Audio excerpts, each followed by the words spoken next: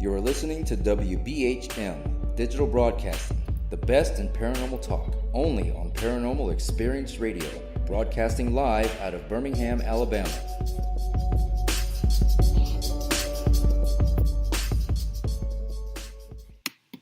Jock, we are back. It is 45 minutes after the hour, and we were discussing the authority. The creator created both sides of this playing field.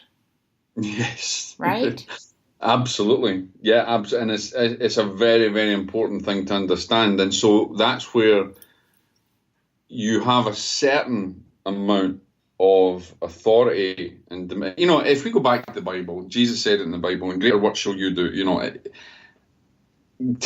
giving us and into the fact of not telling us that we're going to run about and get demons out of people and stuff like that, but basically saying what he was saying in that passage, and I'm not sure what the scriptural aspect of it was, but saying that in that passage, he's basically alluding to the divine authority that we have. And again, understanding and having awareness of that divine authority and harnessing that divine power within you also helps to negate that fear, and also helps to protect oneself, I think, against anything that's potentially malevolent. And so, but here's the thing, and this is really interesting, something that you had mentioned, we go back to when you went into the investigation and you recognized that there was grounded spirits that wanted to leave but couldn't because they were subjugated by a malevolent force. Maybe, see, this is the other thing, when we have grounded entities, or we have spiritual forces or spiritual beings on the other side that perhaps didn't have a spiritual awareness and didn't have any kind of spiritual fortitude, they may not even recognize their own divine power or the divine authority. So they keep that, they're subjugated by an evil force. And so we have to have compassion for that side, and to understand that that spiritual person on the other side may not have led a spiritual life, may not have had a spiritual knowledge, and then therefore wouldn't understand it. And so it's very easy for a malevolent force to control them. So, but again, we're not experts. There is no afterlife experts. There's only researchers. And we will not know the answers until we cross over and we start asking questions. So I think we're based on our own perceptions and our studies and from what we know from experiences. But I think having awareness of both sides of the coin is so true. Because I think, like you do, there'll be a lot of paranormal groups that we might go in and start to have this whole banishing routine. And often that can cause greater problems.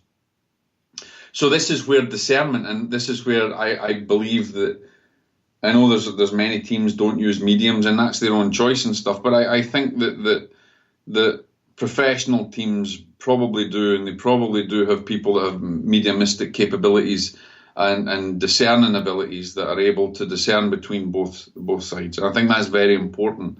You can have all the bells and whistles and electronic devices as you like that help to give a reading of something that can give you an explanation of why something may be occurring or what is measured there. But I think you have to blend the science with the spiritual, and I think it's very good to have someone who can discern both aspects of it and blend both together, because the person or the family who are suffering on this side, they may also be suffering on the other side, and we need to work on both sides of the coin. I would agree with that. And, the electronic devices and such, that's a whole nother show, because that is included in your book, and we share the same opinions. Absolutely. So I think that is, we're going to have you on Paranormal Experience to do the full 2 hours. Because, this is so much information, and you've written it and presented it so brilliantly that you're going to have to definitely come back on here. You're just fantastic. But this book has taken 9 years of development, and I've got to give a shout out to my very good friend and partner in crime. Not my wife is my partner in crime. My wife I adore, but Susan, my friend Timon, who's also one of my directors of the ASSMPI. She's the one person that I trusted to help me and to develop this book into what it is. It's taken 9 years of development, including 5 rewrites of this book to get it where it is today. My word.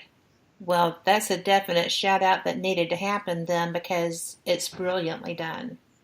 And I just want to say thank you to everybody who bought it. I couldn't be more I couldn't be more happy to see the amount of people that have loved it and who are really enjoying it, and just to know that it's a living book. It's never finished. It's continually going to be developed. And if you have got the book, then you can join our readers group as well, where you can ask questions and I answer them on video lessons. So the support for people reading the book doesn't stop. And as I said, I'm only sharing knowledge that I've gained. It doesn't make me an authority in any particular field. Well, but you know what? It is presented in such a way. The fact that you're doing these studies and these classes to answer the questions is so imperative, because people of different faiths and people of different walks of life, paranormal phenomenon does not just happen in Judeo-Christian environments.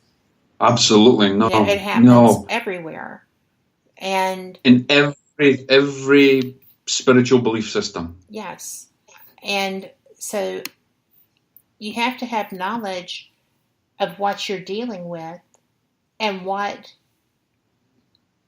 these people accept, anticipate, and understand as being their reality before you can help them with that, right? Absolutely. Yeah, it boils down to education. It was interesting. I had a case recently from an atheist who finally gave in because they couldn't explain the experiences that they had. I'm delighted to say that they're no longer atheistic, and the seed has been sown, and there's been many discussions over it. But it doesn't matter whether you have any particular religion or any particular belief system. Phenomena and paranormality, shall we say, can happen anywhere at any time, given the right conditions. And when it's happening with somebody who is of a different faith, would you suggest that you try to locate an investigative team and resources for them that have intimate knowledge of that belief system? That's a fantastic question. And one of the things that I would say is it is imperative that mediums and paranormal teams have at least a fundamental knowledge of other belief systems and have resources they can call upon. Do they necessarily have to, call upon a Native American or a different shaman to deal with it within there? No, because I believe that the prayer and energy is energy. It can't be destroyed. It can be manipulated, but it can be changed. And it doesn't. I don't think it's really the signature is given to any particular faith or religion.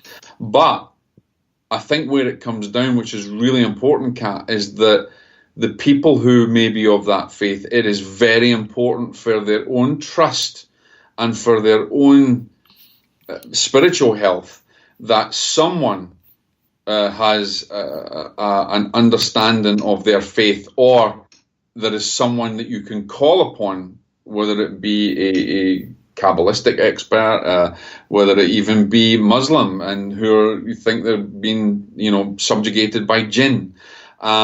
I think it's important to have someone that understands that aspect in order to have their own spiritual empathy.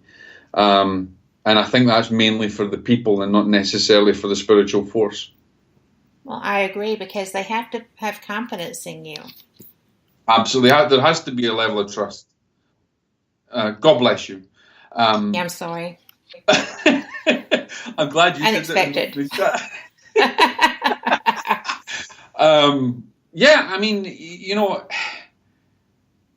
suffering is suffering no matter what faith you are. And at the end of the day, we just want to alleviate that suffering and to help people gain knowledge. And I think trust is a very important part. I know of a friend of mine who has a paranormal team, and he went in to do an investigation after another one. And what he told me was terrifying, because apparently this ill-equipped organization had gone in with all singing, all dancing, bells and whistles, not even anybody that had understood parapsychology, and left the family in absolute terrifying fear. And they weren't necessarily Christian orientated or anything, so you really need someone that knows their faith and them, and you can build a trust with those people. Well, I will say that I have referred cases when I didn't feel that I was the appropriate person because I wasn't knowledgeable enough about what they felt they were confronting. And you have to do that. You have to be willing to do that. And that kind of is an ego thing, apparently. And, you know, I take ownership of my mistakes. I think that's the only way that you can do anything with them. But absolutely. I also take ownership of a lack of knowledge when it comes up. And I would prefer, because it's all about the client. You have to fix things for them, or try. And if you're not the right person, you're just not the right person. That's it. And here's the other thing I'll say. You don't always have to go and visit a place to actually deal with someone who's under you mean you go there for research and to find out and to gain wisdom and knowledge of maybe what's happening, but a sufficiently developed enough person with a divine understand the divine authority, or you can deal with cases remotely. Yes. I've dealt with things remotely, and I've dealt with things on the ground, and it really depends, because at the end of the day, prayer is such a powerful weapon and shield. And I think that, a lot of times when people go running into investigations and ill-prepared, a lot of that, you're very right, is kind of egotistical. But sometimes things can be dealt with without having to turn the families upside down. Yes. And I think that goes with, getting as much information at the beginning. And then, having the right, there's so many people out there that can deal with things remotely. There's a gentleman, what's his name? He's a famous dowser. I can't remember. He's like a cowboy type person, Raymond Grace, who deals with cases without going anywhere, from his home. And the guy's amazing. And there's other people. Nice. I have to. Yeah. I can do it, but I prefer to be on site. Yeah, I think you've got the benefit of both worlds. You can do both. It's just it's the point that you've got that choice. You don't have to. It depends on what the phenomenon. I think it depends on the reality of the situation. I mean, if there's RSPK going on, and there's moving objects, and there's levitations happening, and then obviously you're going to go in there and you're going to measure and you're going to. But if it's kind of have to document emotional and mental, I think then you can deal with it. Do you know what, Jack? We are up against the clock. Will you come back? Will you come back? Absolutely, anytime at all. And I do want to let people know that Jock Brocas is on Amazon, and he has got the book we've been discussing, Deadly Departed, The Do's, Don'ts, and Dangers of Afterlife Communication, Book of Six Rings, Secrets of the Spiritual Warrior, Life Lessons and Intuitive Development, inspired by the Masters of Budo, Powers of the Sixth Sense, How to Keep Safe in a Hostile World, and the Everything Guide to Past Life Experience, explore the scientific, spiritual, and philosophical evidence of past life experiences, which is